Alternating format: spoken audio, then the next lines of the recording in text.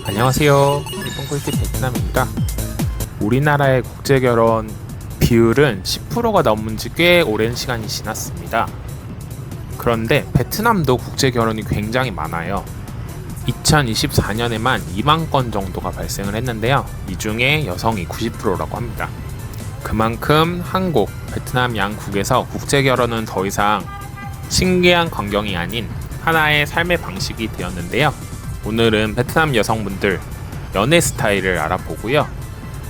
어떠한 좋은 특징, 나쁜 특징이 있는지 이런 것도 말씀을 드리고 보통 한국 분들과 어떤 곳에서 문제가 생기는지 알아보겠습니다. 그리고 대처하는 방법까지 지금 바로 출발하시죠. 여러분들 밀당이라는 표현 들어보셨습니까? 상대방에게 호감을 표하면서도 일정한 거리를 두거나 애매모호한 태도를 보임으로써 상대의 관심과 애정을 끌어내는 심리적, 전략적 행위를 의미합니다. 우리나라에서는 이제 밀고 당기기, 밀당이라는 말을 쓰는데 베트남에서도 여성분들이 이 밀당을 굉장히 많이 해요. 그 이유는 이제 제가 분석을 해봤을 때는 전통적으로는 가족 중심적이고 그 결혼이나 연애 문화에서 좀 신중하고 조심스러운 태도를 보이려고 합니다. 동시에 최근 도시화와 함께 서구식 연애문화, 온라인 데이팅, SNS 등이 급격히 확산되면서 젊은 세대 중심으로 이러한 게 더 흔한 전략으로 자리 잡고 있어요.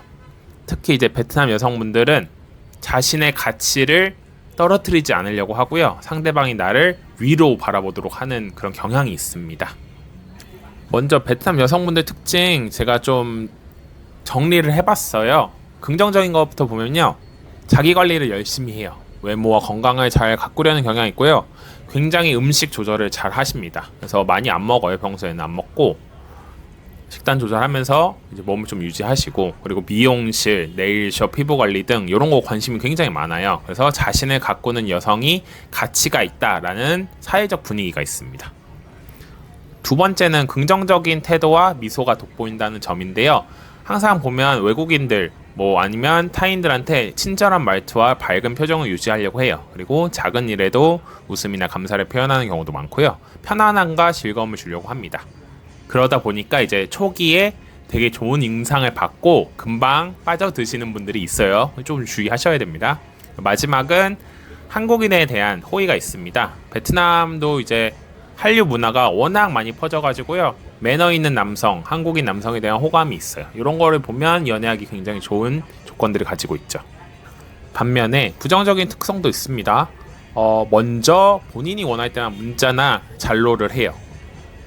자신이 필요하다고 느끼는 시점에 연락을 많이 하는데요. 남성이 꾸준히 연락을 보내더라도 그냥 자기가 답장할 타이밍이라고 판단되지 않으면 즉각적으로 반응을 하지 않습니다. 이게 이제 밀당의 일원으로도 볼 수 있을 거예요. 그래서 이제 서운함이라던가 아니면 날 무시하나 불안하다 이런 생각이 들기도 합니다. 두 번째는 내로남불 성향이 좀 있다는 점입니다. 예를 들면 본인은 나는 혼자 있는 게 편해 이러면서도 자꾸 관심과 사랑을 요구한다거나 나는 친구들이랑 술을 먹어도 되는데 남자는 안 된다.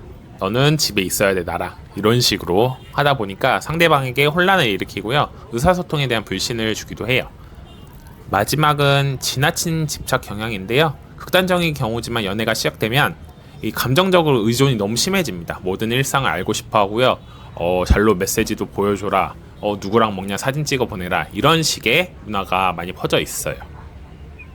그렇다면 보통 베트남 여성들과 만날 때 발생하는 문제들 뭐가 있을지 한번 알아볼게요. 먼저 연락 주기와 타이밍입니다. 베트남 여성분들은 아까 말씀드린 것처럼 본인이 원할 때 잔로나 문자 메시지를 자주 하는 편이고요. 평소에는 굉장히 오래 걸리는 경우도 있습니다. 이게 되게 재밌어요. 저 같은 경우에는 상대방이 흥미를 느낄 만한 요소를 많이 이야기를 하는 편입니다.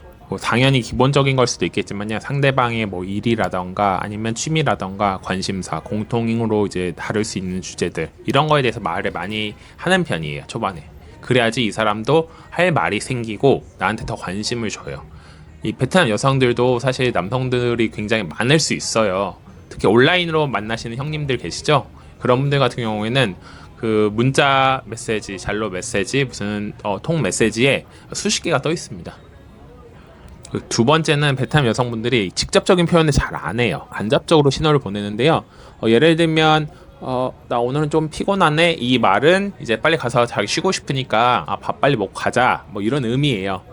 혹은 나는 뭐 다 괜찮아 했는데 어디 가면 뭐 표정이 안 좋아요. 그러면 이제 자기가 못 먹는 음식이라던가 별로 안 좋아하는 음식이었던 거예요. 이런 거를 잘 거절을 못하고 아니면 자기 의견을 내세우는 게 좀 부족한 편입니다. 거절을 잘 못해가지고 본인은 너무 좋았고 다 만족스러웠다 해놓고서 이제 나중에 자기가 이제 실망을 해서 더 이상 연락을 안 하려고 하고 아니면 관심이 떨어지는 이런 경우도 있으니까 조심하셔야 돼요. 그리고 이상적인 연애관에 대한 기대가 굉장히 높습니다.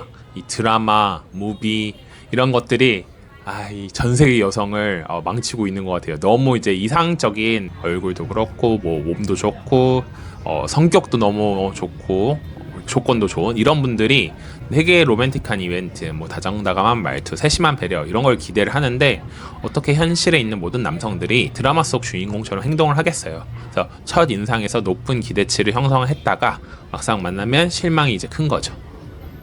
이거는 사실 뭐 대처하는 방법은 없을 것 같아요. 우리나라 이제 남자분들이 굉장히 나이스한데 그럼에도 불구하고 이걸 만족 못하는 분들은 정말 백마탄 왕자를 원하는 거겠죠. 그거는 쉽지 않을 것 같습니다. 다음은 우리 한국 남성들이 흔히 하는 실수들에 대해서 알아볼 거예요. 저희 채널 보시는 구독자분들은 다 나이스하신 분이라고 생각을 합니다. 저는 이 나이스함이 주는 첫 인상이 좀 애매해질 때가 있습니다. 특히 처음 만날 때부터 너무 투머치하게 배려를 한다거나 선물을 준비한다거나 하면 오히려 부담을 줄 때도 있어요. 이 사람이 나한테 뭘 원하는 건가? 나를 데리고 가려고 막 그러는 거가 좀 불편한데? 이렇게 느낄 수도 있습니다. 적당한 친절은 괜찮은데요. 너무 나이스하게 하면 안 좋은 점이 더 많아요. 특히 좀 나쁘게 생각하시는 여성분들은 이거를 이 사람 나한테 뭐 다 줄 것 같은데 완전 약간 호구 잡아도 되겠다, 이런 식으로 다가올 때도 있습니다. 그리고 말과 행동의 불일치가 발생할 수도 있어요. 본인은 나는 굉장히 나이스한 사람이야 라고 하지만 정작 갈등 상황에서는 감정 폭발을 보인다거나 이중적 태도를 취한다거나 뭐 목소리를 높인다거나 아니면 짜증을 낸다거나 하면 이 사람이 나한테 그냥 가식을 부린 거구나 라고 판단할 겁니다. 그리고 두 번째는 빠른 스킨십 시도하시는 분들이 있어요. 베트남 문화에서는 초기에 과도한 스킨십을 하시는 거는 부담스럽게 여깁니다. 우리나라는 뭐 자연스럽게 뭐 어깨에 손 올릴 수 있지, 뭐 손 잡을 수 있지라고 생각을 할 수 있지만요, 여성 입장에서는 아직 충분히 친해지지도 않았는데 왜 이 사람이 나한테 이러지? 라고 생각을 할 수도 있습니다. 첫 만남 처음 보자마자 손잡고 걸어가자, 좀 급하신 분들이 있어요. 우리나라 분들이 또 더 그런 것 같은데 그렇게 하시면 다음번에는 데이트에 안 나올 가능성도 있고요. 이 사람은 좀 나를 쉽게 생각하는구나 라고 생각을 할 수도 있습니다. 그리고 마지막, 과잉 칭찬이 있어요. 너 너무 예뻐, 너 너무 완벽해, 너 진짜 내 이상형이다. 이거를 자주 하는 게 긍정적이지만은 않아요. 그리고 이제 남성분들은 할 얘기가 없으니까 그냥 뭐 외모에 대한 칭찬을 많이 하잖아요.